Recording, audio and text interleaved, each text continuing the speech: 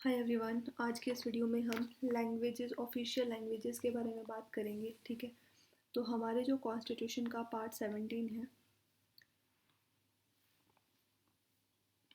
Part 17 वो बात करता है लैंग्वेजेस की। और ये आर्टिकल 343 से लेके 351 तक लाई करता है। ठीक है, जो हिंदी है ना, जिस हिंदी को लिखा जाए देवनागरी स्क्रिप्ट में, इसको ऑफिशियल लैंग्वेज बना दिया गया यूनियन की। ठीक है, 1950 में। तो एक आता है ऑफिशियल लैंग्वेज। पहले ये समझो कि 1955 में जो प्रेसिडेंट है, प्रेसिडेंट ने एक कमीशन अपॉइंट किया, जिस कमीशन का नाम था ऑफिशियल लैंग्वेज लैंग्वेज कमीशन। ठीक है, अंडर दी चेयर, इसके जो चेयरमैन थे वो थे आपके बीजी खेर। अब ये क्यों अपॉइंट किया गया कमीशन, ये जानना ज़रूरी है। ठीक है, बिकॉज जो हिंदी है ना, उसको आपके ऑफिशियल लैंग्वेज बना दिया गया था। ठीक है, और ऐसा तो था नहीं कि पूरे भारत में हिंदी ही बोली जाती थी। ठीक है, बहुत सी स्टेट्स ऐसी थी जिनके लोगों को हिंदी बोलना ढंग से आता तक नहीं था। तो ये चेक करना कि क्या हिंदी को लैंग्वेज, ऑफिशियल लैंग्वेज बना के प्रोग्रेस हो भी रही है या नहीं, हो रही है या नहीं, ये चेक करना। ठीक है, हिंदी को और ज़्यादा कैसे प्रमोट किया जाए, ये चेंज करना। और कि जो इंडिया की ऑफिशियल लैंग्वेज है उसमें कुछ चेंजेस किए जाने चाहिए, क्योंकि हिंदी सबके बस की बात नहीं है। ठीक है, तो इसी जो कमीशन है, इसी की रिकमेंडेशन के बेस पे, इन्हीं की रिकमेंडेशन के बेस पे आपका 1963 में आता है ऑफिशियल लैंग्वेज एक्ट। इस ऑफिशियल लैंग्वेज के एक्ट के अंदर बोला गया कि हिंदी के साथ साथ इंग्लिश का भी यूज़ करो। ठीक है, इंग्लिश का भी यूज़ करो एज अ ऑफिशियल लैंग्वेज। ठीक है, बेसिकली मतलब काम के लिए इंग्लिश का भी यूज़ करो, क्योंकि सब लोग हिंदी नहीं बोल पाते थे इंडिया में। ठीक है, तो इसलिए ये कमीशन आया और इन्होंने ये काम करा। तो इंडिया 1963 में इंग्लिश को भी यूज़ किया जाने लगा ऑफिशियल पर्पसेस के लिए। ठीक, उसके बाद अगर हम ओरिजिनली बात करें, तो ओरिजिनली इंडिया में 14 लैंग्वेजेस थी। ठीक है, तो हाँ, 14 लैंग्वेजेस थी और आपके 8th स्केड्यूल में। उसके बाद अगर अब के टाइम की बात करें तो ये लैंग्वेजेस 22 हो चुकी हैं। ठीक है, कौन कौन सी लैंग्वेजेस हैं वो हम बाद में पढ़ेंगे, पहले ये पढ़ लेते हैं कौन कौन सी कब कब ऐड करी। ठीक, बस सन याद रखने हैं आपको, 1967, 1992 और आ जाएंगे आपके 2003। तो 7 × 3 21, तो मतलब ये आ जाएगा आपका 21st अमेंडमेंट एक्ट। इस एक्ट के थ्रू जो आपकी सिंधी लैंग्वेज थी उसको भी इंडिया की ओरिजिनल लैंग्वेजेस में ऐड कर दिया गया। ठीक है, और अगर आप बात करें इसकी, तो 9 - 2 7, तो मतलब 71st अमेंडमेंट एक्ट।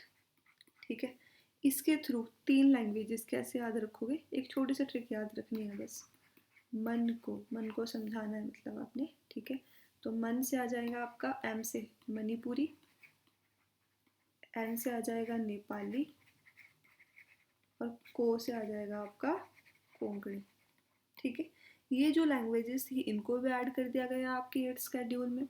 उसके बाद बात करें अगर हम 2003 की। ठीक है, तो इसके लिए आप याद रख सकते हो 3 × 3 9, तो मतलब